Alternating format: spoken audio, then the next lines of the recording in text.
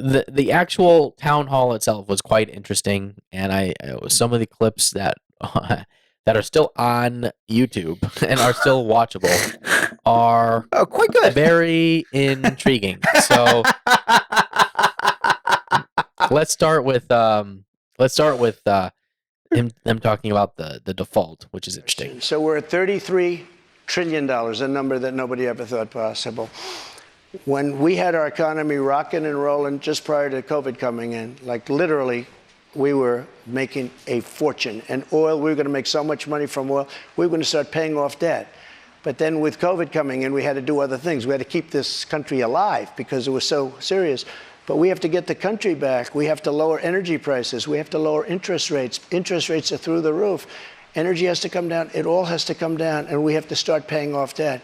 But when we have a debt limit, and they use that very seriously to me. They came in, Schumer came in with Nancy Pelosi, and they were using it. We'll violate it, we'll do whatever. They talked a whole lot different than they do right now. I say to the Republicans out there, congressmen, senators, if they don't give you massive cuts, you're going to have to do a default. And I don't believe they're going to do a default because I think the Democrats will absolutely cave because you don't want to have that happen.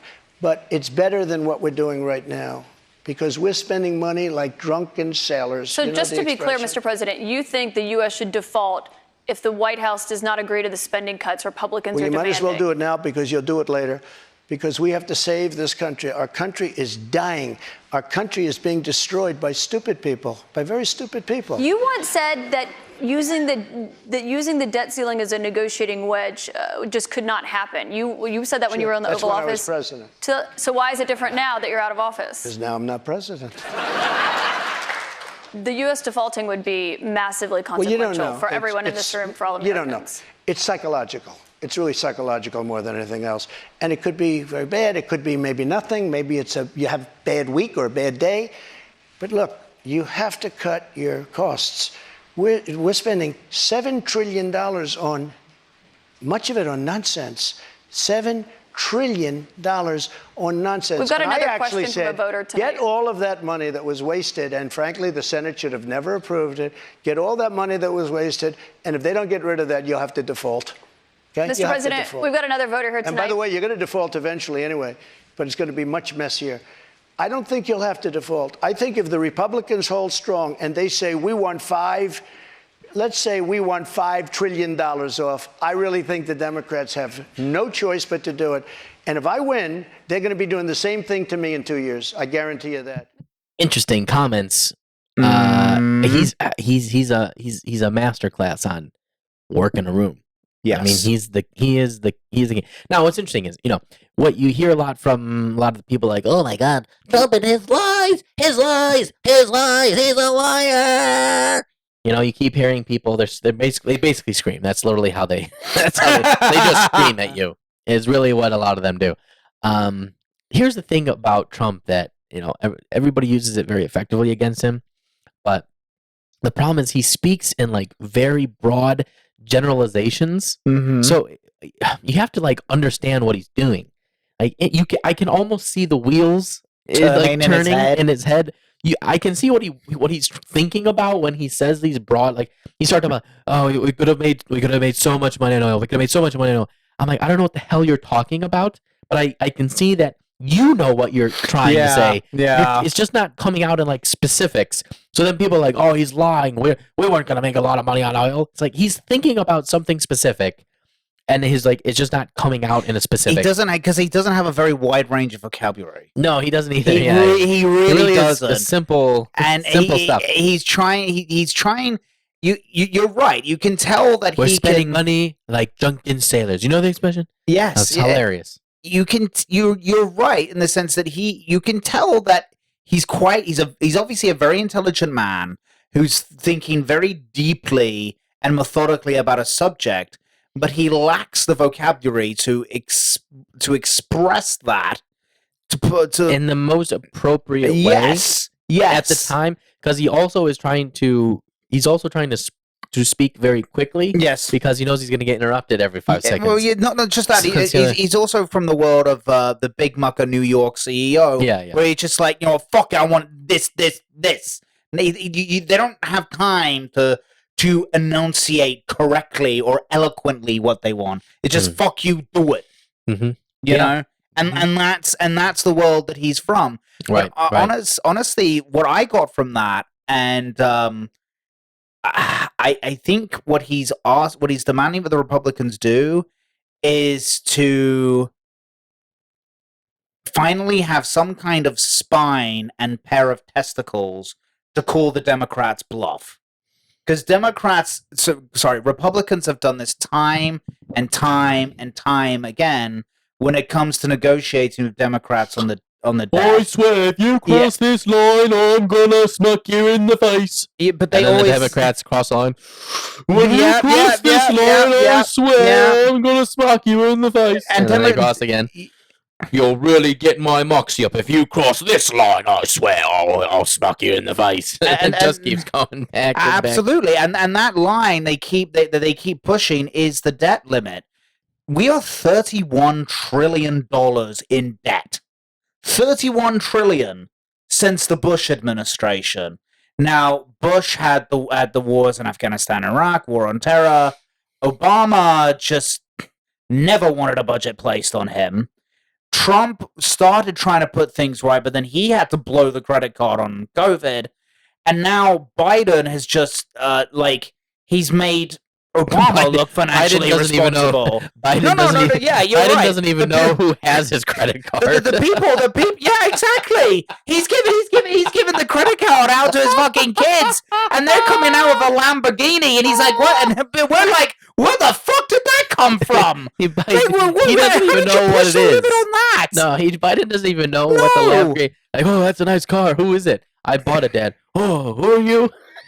But he's basically what he is saying now is that Republicans, for the first time in a long time, because this is the key point when it comes to American politics. Republicans are just fucking castrated, neutered babies.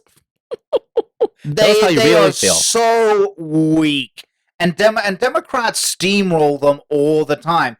The Democrats, don't get me wrong, Democrats are a very efficiently run. They're the most efficient party I've ever seen in the history of the world. Like, they have their talking points and they stick with it. They never budge, no matter what. And because they have the power of the mainstream media behind them, they know that you know what the Democratic Party is like? It's always going to be pushed. You know what they're like? They're like a bunch of old ladies who are speed walking for exercise in a line in their little jogger suits, just going. Yeah, they're all just in line, just hot stepping together. And yeah, we're getting our exercise today. That's exactly what I envision. Oh, I mean, when the Democratic Party being like, everybody falls in line, they all are in lockstep with one another. Yeah, absolutely. They don't deviate away from their message. They get all kinds of groups and parties together to be all on the same message. It's impressive. Yeah. You listen to when we listen to some of these other things you hear, but it's fascinating how, like, literally from host to the moderator to other people, they all say the exact same questions, the same things. They're trying to get people to say something. It's like, Jesus Christ, did you all go to the same meeting? Did. Like, here are your notes. Here are your notes for the day. You know where they all went to? They all went to the same Ivy League schools and colleges that have indoctrinated them in this progressivism, and then they go out into the real world, and they're all working on the same campaigns, and then they go from the campaigns and the political offices straight to the mainstream media. George Stephanopoulos is the head of news on ABC, right? His job was chasing down women for Clinton, or shutting women up for Clinton. Jen Psaki has now got the prime show on MSNBC, and she was literally 5 minutes ago Biden's press secretary. And if you Ben Rhodes, Obama's chief foreign advisor, his brother was a reporter for CBS or ABC, one of them. So all of these reporters have friends or were part of the Democratic establishment in some way. And so they all know each other. They've all dated the same people. They've all gone to the same Ivy League schools. And so they just parrot each other. Because all they've known is They're each all other. a bunch of parrots. Yes. Who's the person Yes. whose shoulder they're sitting on? That's the question. Yes. But like it's big corporations. That's who it is. so they've used that power time and time and time again to just steamroll Republicans and just bash them into agreeing, especially when it comes to the debt limit, to just agreeing what they want. So what they do, the mainstream media and the Democratic Party, is they just keep doing this to Republicans. Hey, give us more money. And the Give us more money. and what they're saying to the Republicans are like, "Why are you hitting me?" And they're just like, "No, you're hitting you." Why are you hitting yourself, Republicans? Why are you hitting yourself? Stop hitting yourself. I'm not. You're hitting me. Like, you're hitting me. And it's just like, why are you hitting yourself? I'm not. You're hitting me. And then they go, I identify as a boy today. And you're like, what? You have boobs. Boys can have boobs. Well, I guess that is true. That's technically accurate. All right, yeah, all right. I've got quite the pair. Man tits. All right, fair enough. I can't argue with that one there, demos. I can't argue with that. Ah, gripes.